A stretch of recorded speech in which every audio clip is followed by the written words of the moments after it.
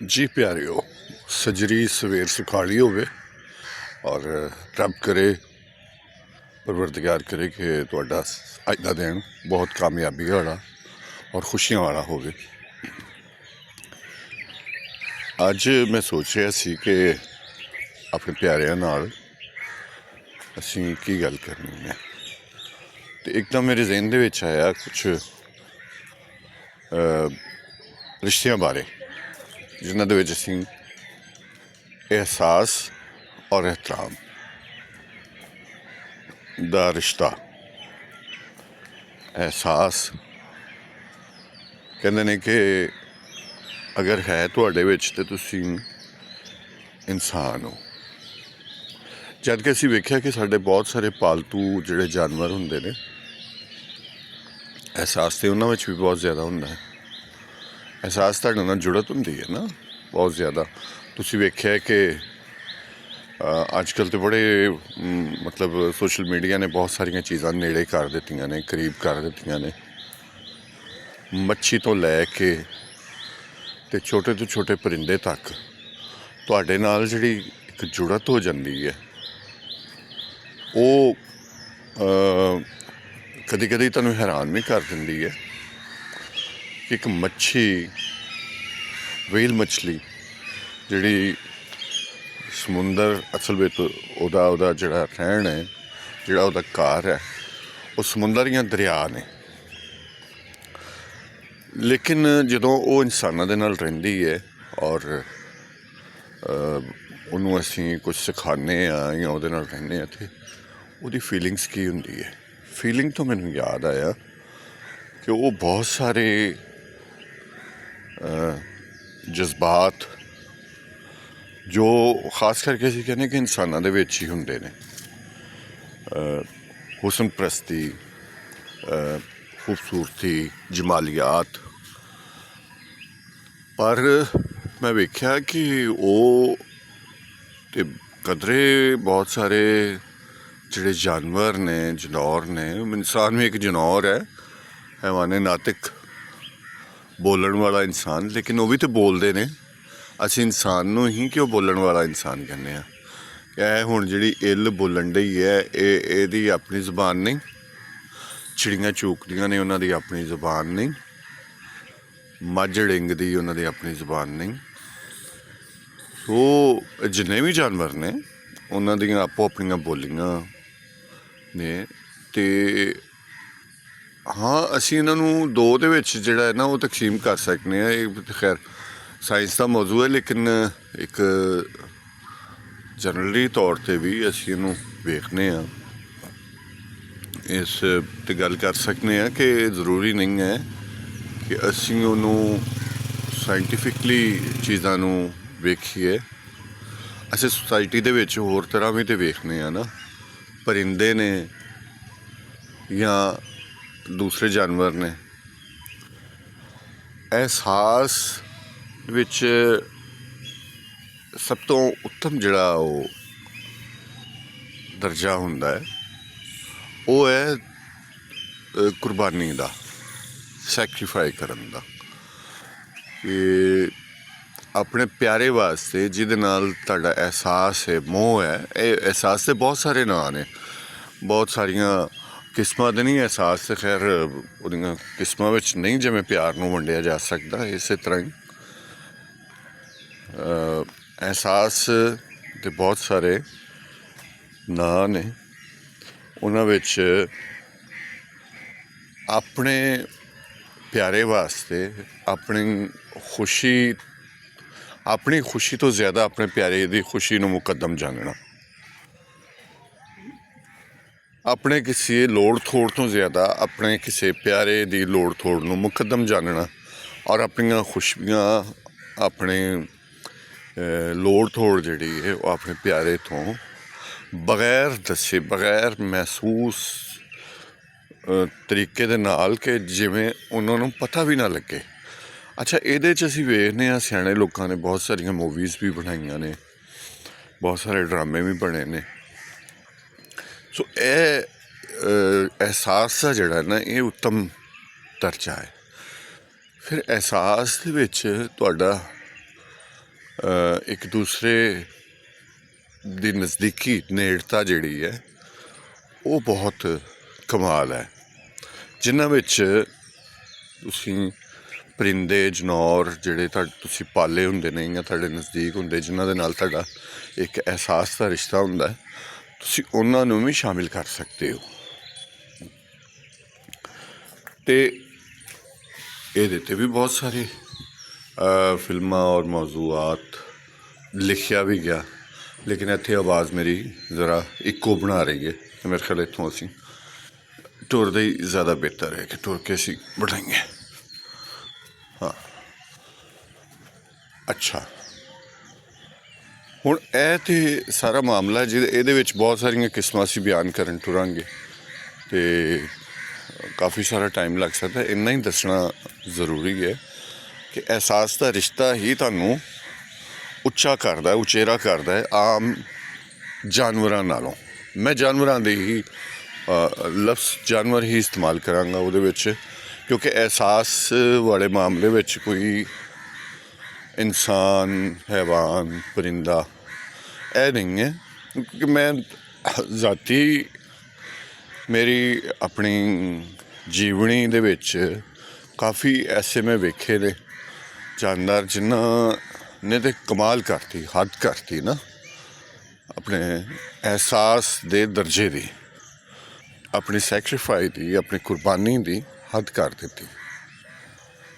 ਅੱਛਾ, ਹੁਣ ਅਸੀਂ ਆਉਂਦੇ ਹਾਂ ਇਹਤਰਾਮ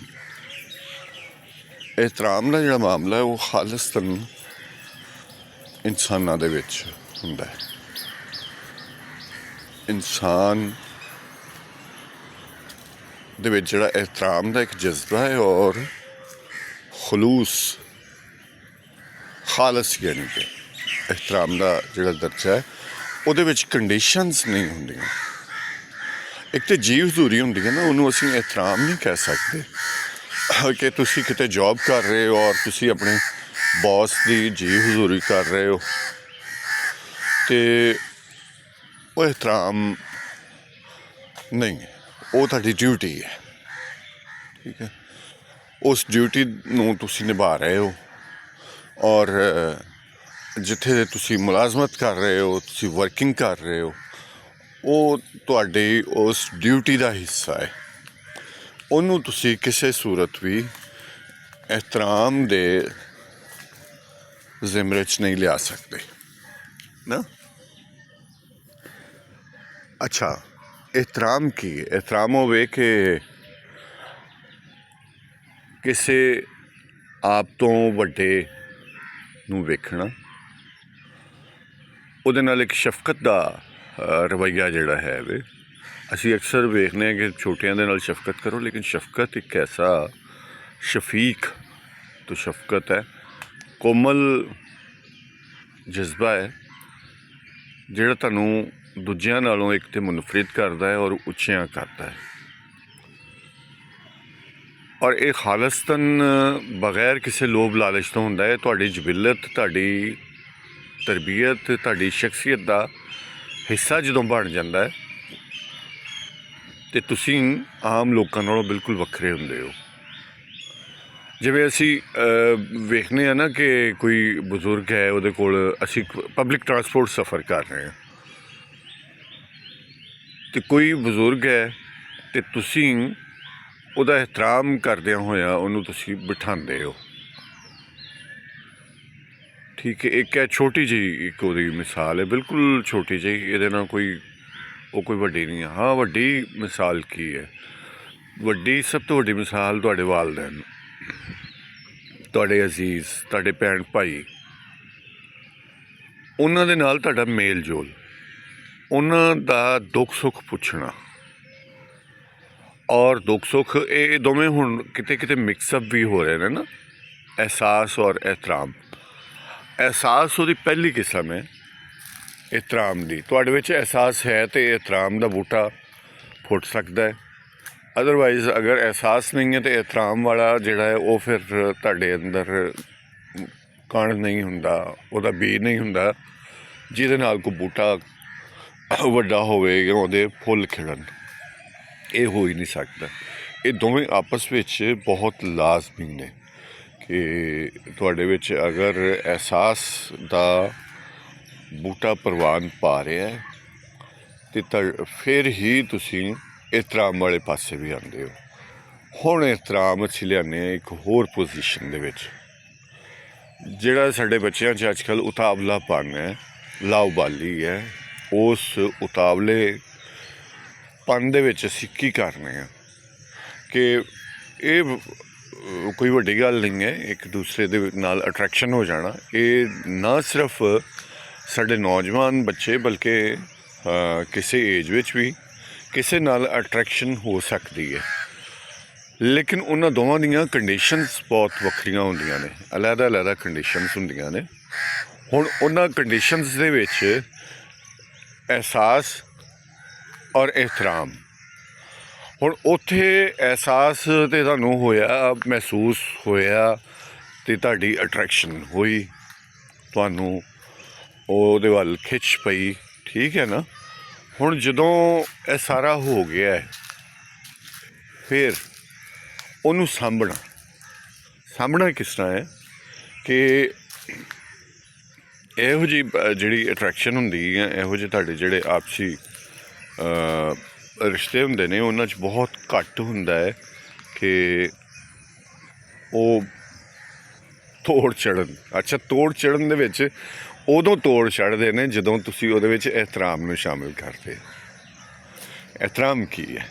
ਬਹੁਤ ਸਾਰੇ ਲੋਕਾਂ ਦੇ ਇਹਦੇ 'ਤੇ ਮੈਂ ਇੱਕ ਮੂਵੀ ਵੀ, ਸ਼ਾਰਟ ਮੂਵੀ ਰਿਕਾਰਡ ਵੀ ਕੀਤੀ, ਲਿਖੀ ਵੀ, ਉਹ ਤੁਸੀਂ ਵੇਖ ਵੀ ਸਕਦੇ ਹੋ। STN ਫਿਲਮਸ 'ਤੇ ਪਈ ਹੋਈ ਹੈ ਰਾਸ ਦੇ ਨਾਂ ਤੋਂ। ਹੁਣ ਘਰ ਦੀ ਗੱਲ ਜਾ ਕੇ ਬਾਹਰ ਕਰਨਾ ਜਾਂ ਆਪਣੀ ਦੋਸਤ ਜਾਂ ਆਪਣੀ ਪ੍ਰੀਤਮ ਦੀ ਗੱਲ ਕਿਸੇ ਨਾਲ ਕਰਨਾ, ਕਿਸੇ ਤੋਂ ਕੀ ਮੁਰਾਦ ਹੈ ਕਿ ਤੁਹਾਡਾ ਇੱਕ ਜੁੱਟ ਹੁੰਦਾ ਹੈ ਸਹੇਲੀਆਂ ਦਾ, ਦੋਸਤਾਂ ਦਾ। ਹੁਣ ਮੇਲ ਜਿਹੜੇ ਨੇ ਉਹਨਾਂ ਦੇ ਦੋਸਤਾਂ ਦਾ ਇੱਕ ਗਰੁੱਪ ਹੈ। ਦੋਸਤਾਂ ਦਾ ਗਰੁੱਪ ਐਸਾ ਹੈ ਜਿਨ੍ਹਾਂ ਵਾਸਤੇ ਇਹ ਸ਼ੁਗਲ ਹੁੰਦਾ ਹੈ, ਇੱਕ ਰਾਜ਼ਦਾਰੀ ਦੀਆਂ ਜਾਂ ਐਸੀਆਂ ਗੱਲਾਂ ਜਿਨ੍ਹਾਂ ਨੂੰ ਆਮ ਨਹੀਂ ਕਰਨਾ ਚਾਹੀਦਾ, ਉਹ ਹੁੰਦਾ ਹੈ। ਉਹ ਫਿਰ ਸਹੇਲੀਆਂ ਵਿੱਚ ਵੀ ਐਸਾ ਗਰੁੱਪ ਹੁੰਦਾ ਹੈ। ਇਹਨੂੰ ਲਾਉਬਾਲੀ ਕਹਿੰਦੇ ਨੇ। ਇਹਨੂੰ ਕਹਿੰਦੇ ਨੇ ਕਿ ਜਿਹੜਾ ਤੁਹਾਡੇ ਕਿਸੇ ਵੀ ਐਸੇ ਅਹਿਸਾਸ ਨੂੰ, ਜਿਹਨੂੰ ਤੁਸੀਂ ਲਵ ਕਹਿੰਦੇ ਹੋ, ਜਿਹਨੂੰ ਪਿਆਰ ਕਹਿੰਦੇ ਹੋ, ਮੁਹੱਬਤ ਕਹਿੰਦੇ ਹੋ, ਇਸ਼ਕ, ਜੋ ਵੀ ਕਹਿ ਲਵੋ ਤੁਸੀਂ, ਉਹ ਹੁਣ ਤੁਸੀਂ ਜਾਂ ਤਾਂ ਇਹਨਾਂ ਦੀ ਮੀਨਿੰਗ ਸਮਝੋਗੇ ਤਾਂ ਫਿਰ ਤੁਹਾਨੂੰ ਸ਼ਾਇਦ ਪਤਾ ਲੱਗੇਗਾ ਕਿ ਇਹ ਕਿਸ ਤਰ੍ਹਾਂ ਹੋਣਾ ਚਾਹੀਦਾ ਸੀ। ਉਹਨਾਂ ਦੀ ਪਾਸਦਾਰੀ ਇਹ ਬਹੁਤ ਜ਼ਰੂਰੀ ਹੈ। ਅਗਰ ਤੁਹਾਨੂੰ ਜ਼ਰੂਰਤ ਪੈਂਦੀ ਹੈ ਉਸ ਰਿਸ਼ਤੇ ਦੇ ਬਾਰੇ ਗੱਲ ਕਰਨ ਦੀ, ਤਾਂ ਇੰਤਹਾਈ ਇਹਤਰਾਮ ਦੇ ਨਾਲ ਤੁਸੀਂ ਗੱਲ ਕਰ ਸਕਦੇ ਹੋ, ਜਿਹਦੇ ਨਾਲ ਅਗਲੇ ਦੀ ਜ਼ਾਤ ਨੂੰ ਨੁਕਸਾਨ ਨਾ ਹੋਵੇ ਜਾਂ ਉਹਦੀ ਬੇਇੱਜ਼ਤੀ ਨਾ ਹੋਵੇ ਜਾਂ ਉਹ ਨੀਵਾਂ ਨਾ ਹੋਵੇ ਜਾਂ ਉਹਨੂੰ ਕਿਸੇ ਤਰ੍ਹਾਂ ਦੀ ਪਰੇਸ਼ਾਨੀ ਨਾ ਹੋਵੇ, ਕੱਲ੍ਹ ਨੂੰ ਕੋਈ ਉਹਨੂੰ ਮਿਹਣਾ ਨਾ ਮਾਰੇ, ਠੀਕ ਹੈ। ਇਹ ਬਹੁਤ ਜ਼ਰੂਰੀ ਹੈ, ਲੇਕਿਨ ਇਹ ਬਹੁਤ ਜ਼ਰੂਰੀ ਹੋਣ ਦੇ ਨਾਲ ਨਾਲ ਸਾਡੇ 'ਚ ਬਹੁਤ ਘੱਟ ਹੈ। ਅਸੀਂ ਹਰ ਗੱਲ ਨੂੰ, ਹਰ ਰਿਸ਼ਤੇ ਨੂੰ ਅੱਜ ਕੱਲ੍ਹ ਤਮਾਸ਼ਾ ਬਣਾਇਆ ਹੈ। ਅਸੀਂ ਖਿੱਲੀ ਉਡਾਉਂਦੇ ਹਾਂ ਕਿਉਂਕਿ ਸਾਡੀ ਫਿਰ ਉਹ ਸੱਚਾਈ ਹੁੰਦੀ ਨਹੀਂ ਹੈ, ਖਲੂਸ ਵਾਲਾ ਕੰਮ ਹੁੰਦਾ ਹੀ ਨਹੀਂ ਹੈ। ਅਸੀਂ ਤਾਂ ਫਿਰ ਡੰਗ ਟਪਾਊ ਕਰ ਰਹੇ ਹੁੰਦੇ ਹਾਂ। ਅਤੇ ਦੋ ਰਿਸ਼ਤਿਆਂ ਵਿੱਚ ਤੁਸੀਂ ਇਹ ਜਾਣ ਲਵੋ ਕਿ ਤੁਹਾਡੀ ਆਪਸੀ ਰਾਜ਼ਦਾਰੀ ਦੀ ਗੱਲ ਅਗਰ ਦੂਸਰੇ ਸ਼ਖਸ ਨੇ ਕੀਤੀ ਹੈ ਔਰ ਉਹ ਮਜ਼ਾਕ ਦੇ ਮੂਡ ਵਿੱਚ ਕੀਤੀ ਹੈ, ਉਹਨੂੰ ਹਾਸੇ ਦੇ ਮੂਡ 'ਚ ਕੀਤੀ ਹੈ ਕਿ ਉਹ ਮਤਲਬ ਤੁਹਾਡਾ ਹਾਸਾ ਉਡਾਇਆ ਜਾ ਰਿਹਾ ਕਿ ਤੁਸੀਂ ਅਗਰ ਫੀਲਿੰਗ ਨਾਲ ਕੋਈ ਗੱਲ ਕੀਤੀ ਹੈ ਅਤੇ ਕਿ ਸਮਝ ਲਵੋ ਕਿ ਪੱਕੀ ਗੱਲ ਹੈ ਕਿ ਉਹ ਬੰਦਾ ਕਾਬਲੇ ਇਤਬਾਰ ਨਹੀਂ ਹੈ, ਬੰਦਾ ਜਾਂ ਬੰਦੀ ਦੋਵਾਂ ਵਿੱਚੋਂ ਟਰਸਟਵਰਦੀ ਨਹੀਂ ਨੇ। ਲਿਹਾਜ਼ਾ ਤੁਹਾਨੂੰ ਚੁੱਪ ਕਰਕੇ ਕਿਨਾਰਾਕਸ਼ੀ ਕਰਨੀ ਚਾਹੀਦੀ ਹੈ। ਸੋ ਇੱਕ ਟੁੱਟੇ ਫੁੱਟੇ ਲਫ਼ਜ਼ਾਂ ਦੇ ਵਿੱਚ ਮੈਂ ਜੋ ਗੱਲ ਕਰ ਸਕਿਆ ਅੱਜ ਦੀ ਵਾਕ ਟਾਕ ਦੇ ਵਿੱਚ, ਇਹਨੂੰ ਕਬੂਲ ਕਰਿਆ ਜੇ ਅਤੇ ਅਹਿਸਾਸ ਨਾਲ ਕਿ ਯਾਰ ਜ਼ਿੰਦਾ ਸੋਬਤ ਬਾਕੀ ਸਾਵਾਂ ਕੀਤੀ ਵਫਾ। ਅਤੇ ਕੱਲ੍ਹ ਫਿਰ ਅਸੀਂ ਵਾਕ ਕਰਾਂਗੇ ਅਤੇ ਟਾਕ ਵੀ ਕਰਾਂਗੇ। ਓਕੇ, ਰੱਬ ਰੱਖਾ।